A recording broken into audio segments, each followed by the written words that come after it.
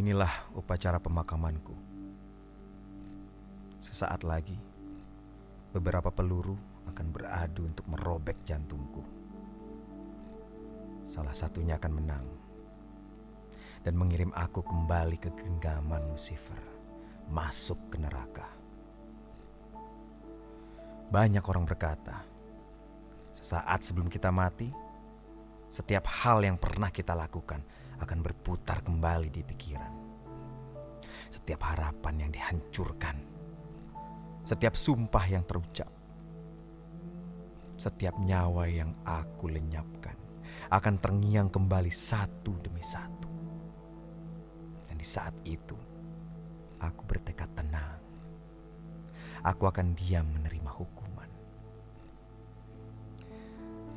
Atau haruskah aku merayakan setiap memori sebagai tanda kesuksesan?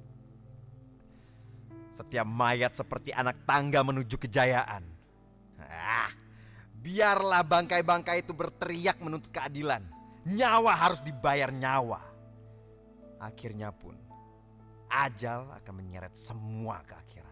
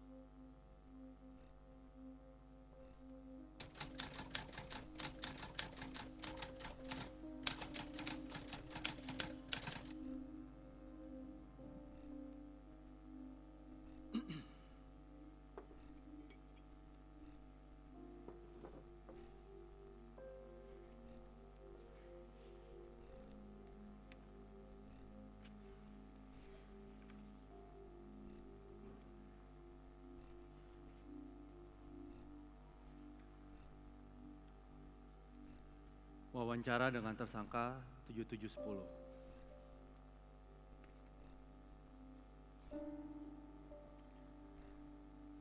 Sudah genap hampir 8 bulan Anda didakwa bersalah di pengadilan negara. Apa yang sudah berubah semenjak hari itu?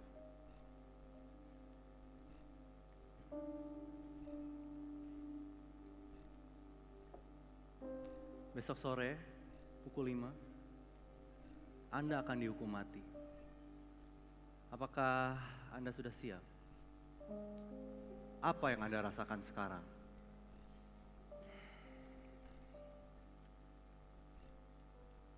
Hidup di dalam penjara itu seperti hidup di dunia lain. Di sini waktu seakan-akan berhenti. Segala hingar-bingar di luar sana tidak ada pengaruhnya di sini. Saya dipaksa untuk duduk diam, sedikit tenang, dan banyak berpikir. Dostoyevsky memang benar. Ia pernah berkata, bahwa tingkat kemanusiaan di dalam masyarakat itu bisa dinilai dari penjara-penjaranya. Dan saya harus masuk penjara untuk bisa mengerti hidup layaknya manusia.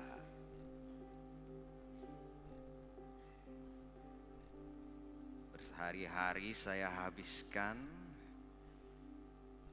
untuk mengingat masa lalu.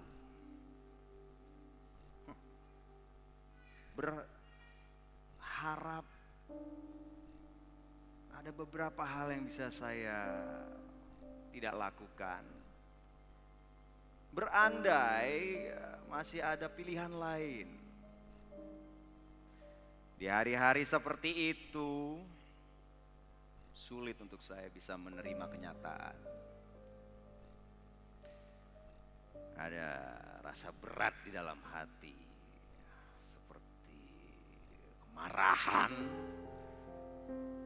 atau kekecewaan atau apalah itu.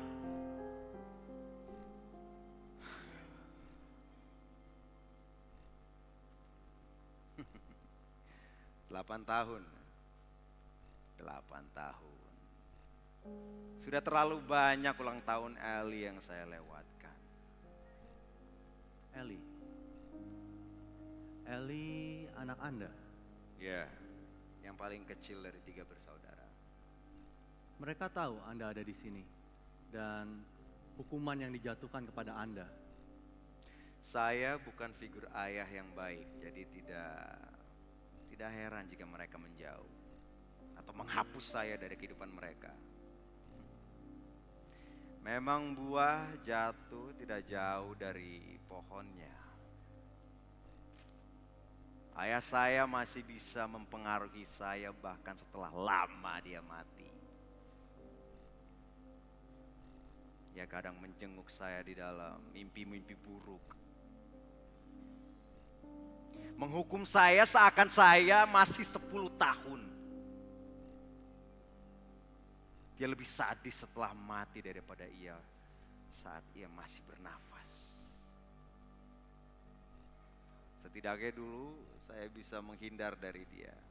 Tetapi sekarang dia bisa datang kapan saja ia mau, mencemooh kapan saja dia bisa. Andai saja saya bisa membunuh hantunya. Bagaimana dengan ibu Anda? Anda tahu berapa kali saya hampir mati dibunuh oleh ayah saya? Setiap kali ia pulang mabuk, kalah tender. Setiap malam ayah pulang dari kantor, nyawa saya diperjudikan oleh malaikat dan setan. Dan yang paling menyakitkannya lagi, melihat ibu saya memandang dari jauh di saat ayah sedang menyiksa saya. Pandangannya kosong. Bukan karena dia tidak berdaya, tetapi karena ia sepaham dengan ayah. Perempuan itu tidak pantas untuk dipanggil ibu. Saya tidak pernah mengenal arti kata ibu. Jadi, apakah rasa dendam itu yang menggiring Anda ke sini? Tolong jangan gunakan kata menggiring. Saya bukan binatang kurban yang tidak punya pilihan atas hidupnya. Anda ingat Michelangelo? Suatu hari ia memahat detil patungnya. Ia sudah melakukan ini selama berhari-hari. Ia mengukir semua bagian, mendalamkan beberapa titik dan menghaluskan lekukan tertentu. Suatu hari seseorang datang untuk bertanya kepada dia. Dia bertanya, mengapa ia terobsesi dengan detil patungnya? Tahu apa yang Michelangelo jawab? Ia menjawab, "Trifles makes perfection. Perfection is no trifles."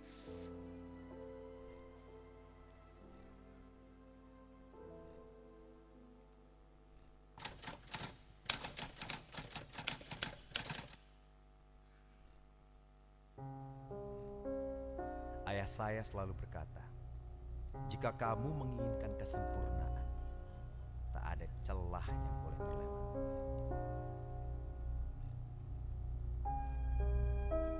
Dan keluarga kami tidak pernah gagal.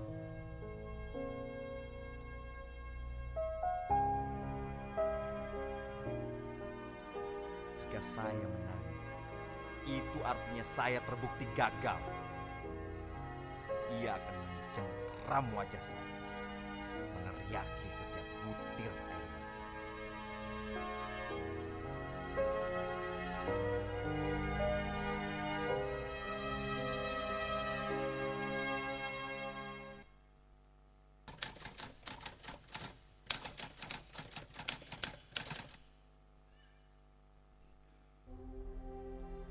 Buat saya, hidup itu seperti permainan.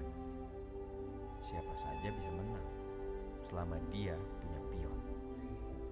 Tetapi yang bisa berkuasa hanyalah dia yang mengerti seluk-beluk permainan.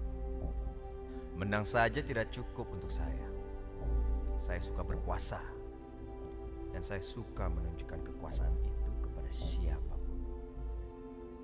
Saat saya berhasil mendapatkan semua yang saya mau, game over. On to the next.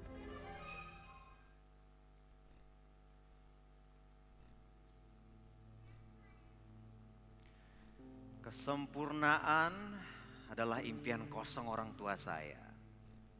Saya lebih percaya akan tekad, akan kerja keras. Jadi, maksud Anda pemalsuan surat tanah, penggusuran rumah-rumah penduduk, dan menyuap petinggi negara, itu yang Anda sebut dengan kerja keras atau penculikan, pembunuhan yang Anda lakukan, keluarga-keluarga yang Anda hancurkan, itu adalah buah dari kerja keras. Saya rasa pengertian Anda tentang kerja keras sudah melenceng jauh dari kamus. Apakah Anda percayakan kebenaran yang absolut? Ya, Seperti apa? Seperti ketuhanan yang Maha Esa? Atau keadilan sosial bagi seluruh rakyat Indonesia? tentu hal-hal tersebutlah yang menentukan batas-batas norma di negara kita. Itu yang membedakan antara saya dan Anda. Nietzsche pernah menulis bahwa segala hal bisa ditafsirkan dengan cara yang berbeda-beda. Dan tafsiran yang akhirnya dipakai adalah sebuah bentuk kekuasaan, power, bukan kebenaran. Hal yang Anda anggap benar itu adalah gagasan yang disetujui oleh masyarakat luas. Jadi menurut Anda sedang membenarkan perbuatan-perbuatan Anda. Kejahatan-kejahatan yang Anda lakukan, yang menggiring Anda, membawa Anda ke penjara ini. Tolong jangan salah paham. Saya hanya ingin menunjukkan bahwa kita memiliki pola pikir yang berbeda. Dulu, keputusan saya tidak pernah dibatasi oleh norma, oleh hitam putih kebenaran. Seperti Nietzsche. Saya percaya bahwa selama seseorang masih berkuasa, dia akan selalu benar. Dan yang mengontrol norma adalah Tuhan. Di perusahaan, saya adalah Tuhan. Dan perintah saya adalah titah mutlak hukumnya. Tetapi sekarang perintah dari sipir adalah firman bagi kehidupan saya. Saya tidak bisa tidur makan, mandi, bahkan tertawa tanpa persetujuannya. Sama dong seperti hidup bersama ayah Anda. Penjara lebih baik.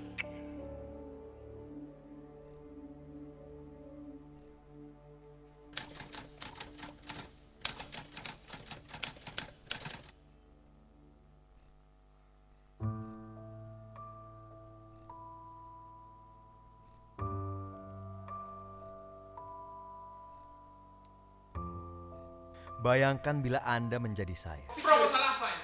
Apakah Anda akan menyerah begitu saja? Proposal sampah, ini sampah semua. Saya lelah diperlakukan dengan tidak adil. Saya lelah dianggap tak berguna, lelah dipandang sebelah mata.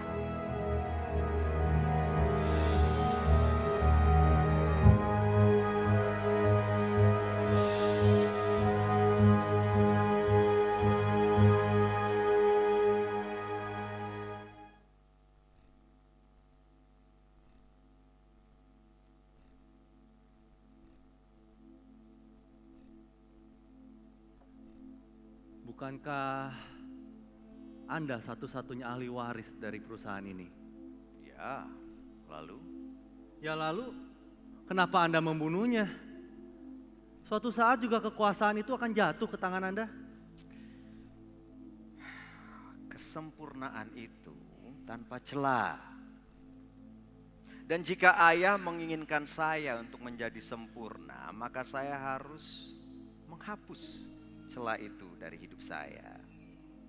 Dan bagi saya, celah adalah ayah saya. Buktinya, tanpa dia perusahaan ini bisa tumbuh ke puncak kejayaannya. Tidak ada perusahaan lain yang memiliki kaliber seperti Adi Jaya Bumi. Sampai-sampai pemerintah berani melakukan apa saja demi kontrak-kontrak yang sepele dengan kita. Tanpa dia, saya bisa menumbuhkan perusahaan ini. Saya tidak butuh pengakuan dia. Saya bisa sukses dengan kerja keras tangan saya sendiri. Iya, tapi tanpa merger dengan perusahaan-perusahaan lain, perusahaan Anda mana bisa bersaing? Ya, betul. Dan si tua bangka itu tidak bisa melihat kesempatan emas di hadapannya. Dan itu semua karena ia tidak bisa melepas kekuasaannya. Egonya yang setinggi langit.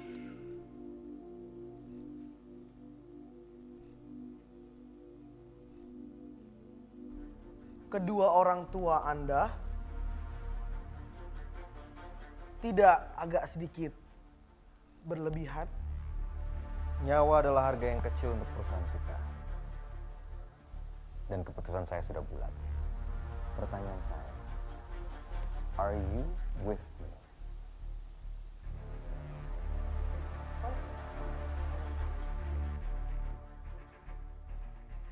Pemilik PT Adijaya Bumi ditemukan tewas.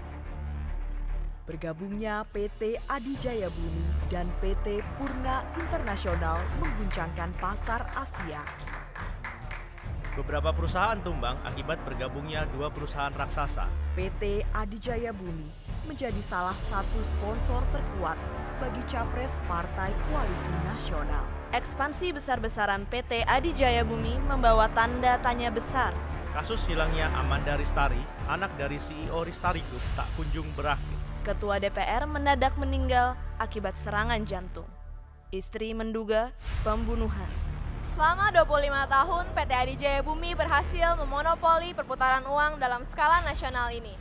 Kini kekuatan kurs rupiah bergantung di atas perusahaan ini. CEO Adijaya Bumi dinamakan Top 5 Most Successful Businessman. Adijaya Bumi mendapat dukungan penuh dari pemerintah. Siapakah orang di balik topeng sempurna? Topeng sempurna. Orang di balik topeng sempurna Adijaya Bumi.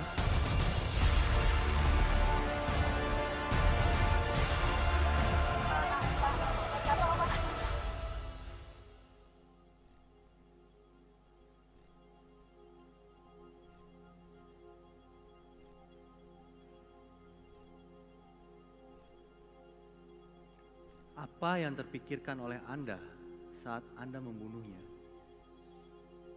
Saat itu membunuhnya adalah satu-satunya jalan yang bisa saya pilih. Saya selalu mengatakan kepada diri saya sendiri, pengorbanan harus dilakukan demi kemajuan perusahaan. Pengorbanan harus dilakukan demi kemajuan perusahaan. Coba Anda mengulang hal yang sama setiap malam, setiap bulan, bahkan setiap tahun. Dusta itu akan menjadi satu-satunya realitas yang Anda percaya. Bagaimana dengan orang-orang lain?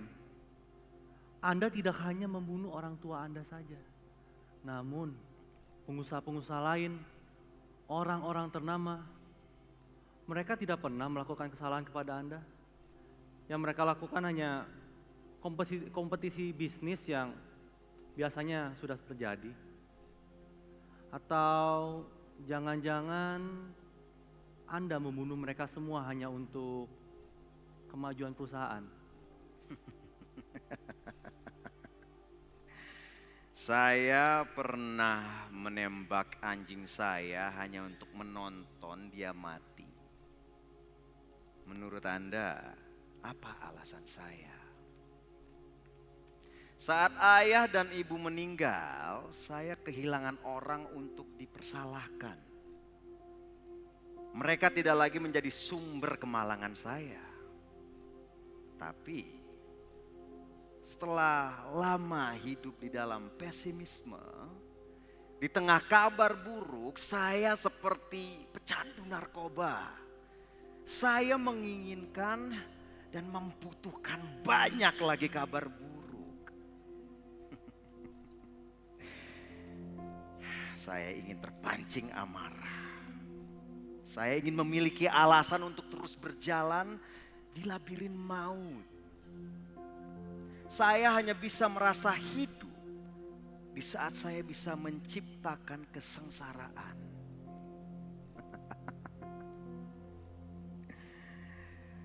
Ya, maka dari itu saya membunuh. Saya membunuh untuk bisa merasa hidup. Anda bahkan datang melayat ke pemakaman korban-korban Anda. Tidak cukupkah bagi Anda untuk mencabut nyawa mereka? Haruskah Anda melihat keluarga-keluarga korban yang sedang berkabung? Kesengsaraan itu terasa lebih nyata di saat seorang janda menangis di hadapan Anda. Atau anak-anaknya memeluk Anda tersendu-sendu. Di saat seperti itulah saya tahu bahwa saya telah sukses untuk mengabarkan berita buruk kepada mereka. Maaf, tapi ya itulah apa adanya. Bagaimana Anda bisa menjalani hidup berbisnis seperti biasa, padahal baru saja Anda melenyapkan satu orang dari muka bumi? Apakah itu tidak bisa membuat orang gila? Ya, tidak mudah untuk bisa belaga normal setelah membunuh. Ada rasa panik yang sangat besar, ketakutan yang hampir gila, seperti kesurupan. Seperti yang membunuh tadi malam itu bukan saya. Saya adalah orang yang bangun di pagi hari gelagapan. Bukan karena takut tertangkap, tetapi karena saya tahu saya akan melakukannya lagi dan lagi. Apakah itu salah? Ya, mungkin itu salah, tetapi saya senang melakukannya. Jujur, saya suka merenggut nyawa orang. Saya senang saat mereka memohon ampun, menjatuhkan harga diri mereka, menangis ketakutan. Demi perusahaan. Demi perusahaan. Oh, itu bagaikan mantra bagi saya. Menyatakan bahwa ada alasan untuk setiap jiwa yang gugur. Gugur. Tidak adakah setitik pun penyesalan atas kejahatan-kejahatan yang Anda lakukan? Masa lalu sudah tidak bisa dirubah. Setelah saya melakukan penyesalan, lalu apa? Menangis, memohon ampun hingga hari eksekusi saya. Yang sudah terjadi, ya biarkanlah terjadi. Tidak ada artinya menyesal saat saya masih orang yang sama, dengan dosa yang sama dan menginginkan kejahatan yang sama.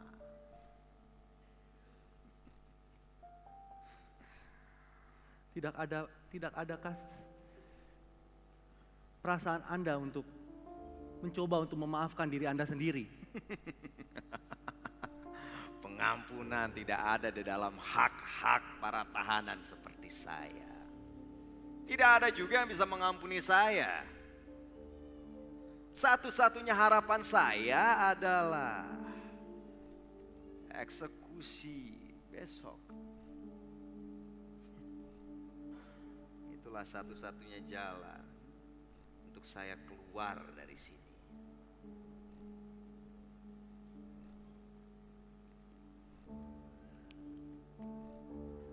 Ada ratusan reporter di depan. Mulai dari TV, koran, radio. Semua siap mewawancarai Anda.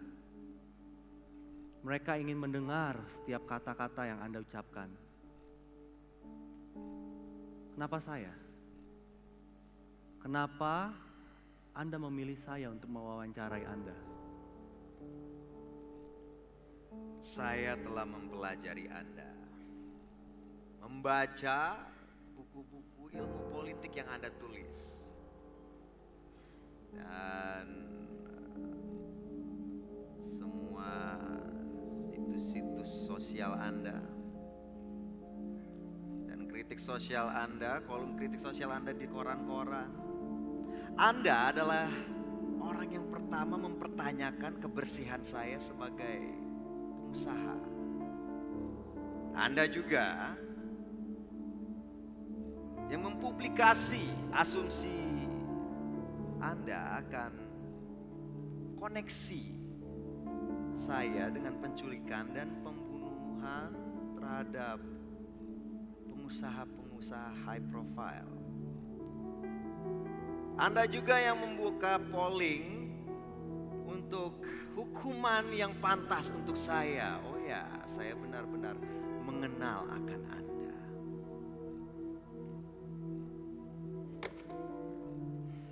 Dulu, Anda mengira saya hanya sekedar pengusaha kotor, gila uang, gila kuasa. Tetapi saya lebih dari itu. Saya lebih dari ekspektasi Anda. Bagaimana? Apakah Anda sudah berubah pikiran? Setelah Anda tahu jalan pikiran saya, pandangan saya terhadap dunia, saya lebih dari yang Anda pikirkan. Saya lebih dari itu.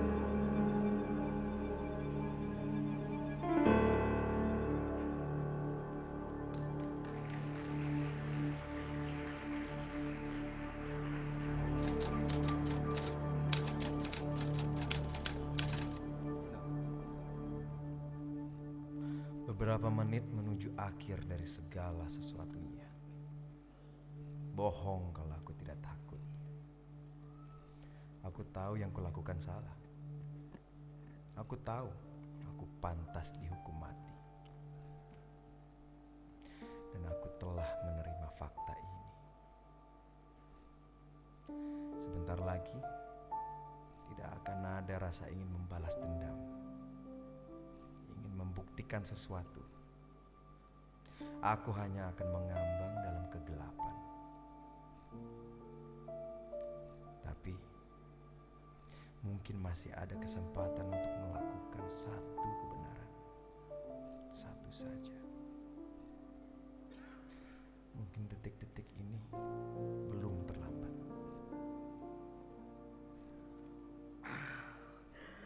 Oh rajaku, di mana kekuatanmu? Orang lain kau selamatkan, tetapi kau tidak bisa menyelamatkan dirimu sendiri. Seseorang tidak bisa bekerja demi keselamatan. Keselamatan adalah pemberian dari Allah. Ada yang berbeda dengan orang ini. Ia tenang. Kata-katanya begitu tulus, begitu yakin. Ia seperti memberikan harapan buatku. Aneh. Aku tidak pernah merasa begitu. Aman. Ini bukan kelegaan yang biasa aku rasakan saat ayah pulang tidak mabuk. Bukan juga rasa lapar. Tidak. Ini adalah damai. Ini adalah kedamaian.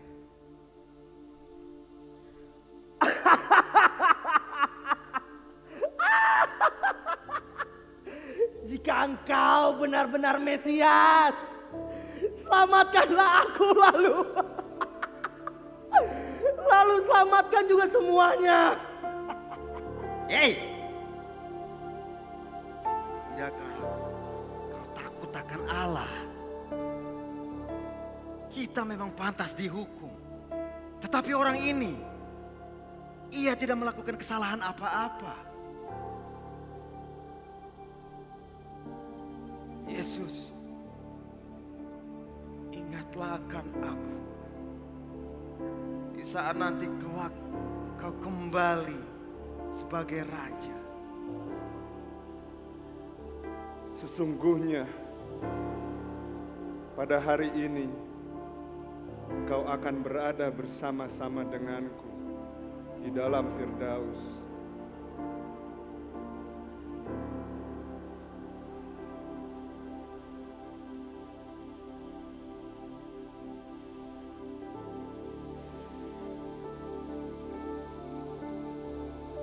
Inilah kabar baik yang sebenarnya.